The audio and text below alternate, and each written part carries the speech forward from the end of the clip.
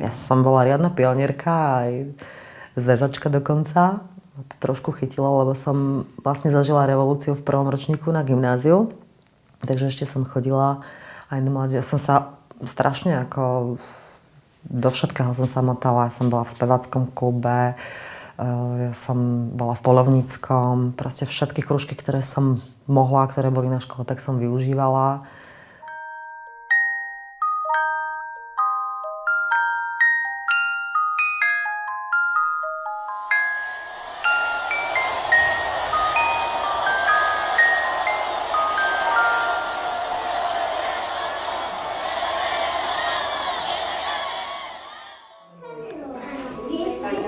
Celé to bolo také zvláštne obdobie, pretože v 14 rokoch vás nezaujímajú politické veci ani zmena režimu. Skôr ma zaujímalo, či sa mi páči nejaký starší spolužiak, či je tam nejaký fešák a všetko bolo pre mňa nové, lebo na gymnáziu som sa zrazu musela začať učiť. Spomínam sa len na to, že sme sedeli v telocvični a spievali sme pesničky zrazu od Kryla a ja som nechápala, čo je na tom také jedinečné a nové, však sú to len pesničky, až potom mi niekto vysvetlil, že to boli zakázané piesne, ktoré sa teraz nesmieli spievať. Môj otec v tom období pôsobil na vysokej škole v súbore v Polane. Bol muzikant a veľmi často k nám tedy chodili vysokoškoláci, študenti a tí nám stále rozprávali o zmenách, ktoré sa idú udiať, že žiadajú iba, aby zostala napríklad vedúca funkcia komunistickej strany Československa, ale aby sa to tak ako vynovili nové veci, aby napríklad mohli byť aj malí podnikatelia. Čiže si spomínam, že najprv to nebolo o tom, že ideme teda zhodiť KSČ, ale skôr len jej vedúcu pozíciu a že chceme demokratické voľby. Až potom neskôr sa to nejak tak nabalovalo a všetko sa to celé zvrtlo. Spomínam si, že na začiatku to bol taký malý strach, že čo s nami bude a teda či sa niečo zmení. A musím povedať, že u nás doma sa aj tak trochu zmenilo, pretože sme asi mali trošku vyšší status tým, že zrazu otec mal viacej peňazí, že mu zvýšili plat postupne. Takže sa mi zdá, že to bolo na niečo dobré. Ja pochádzam v podstate z chudobnej rómskej rodiny. Môžem to takto povedať, pretože si spomínam na to, že som bola jedno z tých detí, ktoré mali vždy menej ako spolužiaci. Mamina mi často rozprávala, a ja si to nepamätám, že keď sme chodili do škôlky, tak musela dokonca prať každú noc, aby sme si na druhý deň mali čo obliť s bratom. Takže naozaj si spomínam na to, že ten nedostatok finančných prostriedkov bol u nás neustále citeľný. Výhodou ale bolo to, že som bola jediná Rómka v triede a vždy som bola od malička taký ten zodpovedný bifloško, ktorý sa naozaj, ani sa nemusel pripravovať do školy a naozaj mi to išlo. Takže nepociťovala som nejaké veľké rozdiely medzi mnou a ostatnými spolužiakmi. Všetci sme mali rovnaké nohavice, rovnaké rifle, rovnaké tričká. Na telesné sme mali rovnaké hnedé šortky, rovnaké biele trička, takže sme sa v podstate ničím nerozlišovali. Že by som nejako výrazne pociťovala zmeny, čo sa týka tých 90. rokov nie, okrem jednej jedinej. A to bola tá, že v tých 90. rokoch veľmi blízko po revolúcii začala taká tá otvorená nenávisť proti Rómom. Začali vznikať rôzne také tie skinheadské spolky. A spomínam si, že aj u nás vo Zvolene bolo pár demonštrácií a naši sa strašne báli, aby sme chodili sami von. Pretože dokonca môj brat skoro raz dostal. No bol to strach. Mali sme strach, lebo tým, že aj z nášho blízkeho okolia možno nejakí naši kamaráti s tým mali osobné skúsenosti, že naozaj dostali, tak sme mali strach a najmä moji rodičia vôbec ma nikde nechceli púšťať. Čiže ja som hneď zo školy musela ísť domov a naučila som sa a vôbec ma nikam nepúšťali. A keď ma pustili, tak vždy to, okolo toho bolo strašne veľa rečí.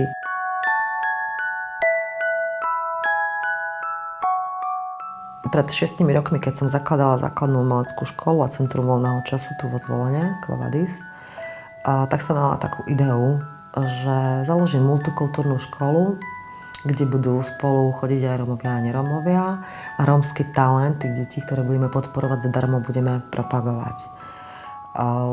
Výsledok bol asi taký, že ako náhle nerómski rodičia videli, že chodia do skupín, napríklad na tanec alebo kdekoľvek s rómskymi deťmi, bez ohľadu na to, z akých rodín tieto rómske deti boli, tak svoje deti odhlásili. A vtedy sa mi to tak zosypalo všetko ako domček z karát, pretože som si uvedomovala, že už nie sme v socializme, že už to nie je normálne a bežné, že rómske a nerómske deti spolu chodia do všetkých krúžkov a do tried a podobne. Že dnes si rodičia naozaj môžu vyberať, či ich dieťa bude alebo nebude chodiť s rómskymi deťmi. Že dnes je už absolútne normálne a bežné, že keď máte v triede viacej ako 5-6 rómskych detí, tak aj riaditelia, aj učitelia si dávajú veľký pozor, aby ich nebolo viac, pretože by to mohlo znamenať problémy. Že dnes sú školy, kde majú rómski rodičia zákaz vstupu do týchto škôl. Môžu sa zdržiavať len vonka a tam čakať na svoje deti, kým prídu, a ešte aj to im vadí, že musia byť teda v určitej vzdialenosti od školy. Alebo že sú segregované triedy. Toto by sa jednoducho predtým stať nemohlo. Pre Rómov vo všeobecnosti a pre ich životný status bola zmena režimu veľmi zlá. Pretože mnohí z tých, ktorých status sa zvýšil, tak po 89. znovu klesli do chudoby a v 89. sme tu mali asi 900 chatrčí a dnes máme 900 osád. A ešte raz. Ja dnes, keď idem náhodou do komunity alebo čokoľvek a chceme niečo riešiť a pýtame sa ľudí na ich politické názory, tak nemajú absolútne žiadne vyhradené názory, čo je veľmi, veľmi, veľmi zaujímavé. Skôr vám budú rozprávať o diskriminácii, čiže o tom, s čím sa naozaj stretávajú v živote a o nejakom odpore a o tom, že sa ťažko žije, že nemajú peniaze, ale politika je tak niečo vzdialené pre Rómov, že to vôbec neriešia a nerozumejú tomu. Predtým bolo úplne bežné a normálne, že nemali aj 2-3 potraty. Tak naozaj aj ten počet detí bol o mnoho menší u rómskych žien. Tým pádom neboli také strhanejšie, mali prácu, mali určitú samostatnosť, mali nejaké určité hierarchické postavenie aj sociálne v tej rodine. Tým, že nepracujú, tak majú nižší status, nezarábajú a vo väčšine prípadov sa znova vraciame k tomu viac početnejším rodinám. Dnes je už bežné, že majú niektoré 3-4 deti a ich matky mali len 2 deti. Že tým, že nemajú prístup k antikoncepcii, ktorá je drahá, tak jednoducho nemajú inú možnosť, aj keď to dieťa nechcú často, tak si ho musia nechať. Mám prípady rozhovorov, kedy mi pláču, že už nechcú 3. 4. dieťa a jednoducho si nevedia pomôcť, robia všelijaké veci, skáču z výšky.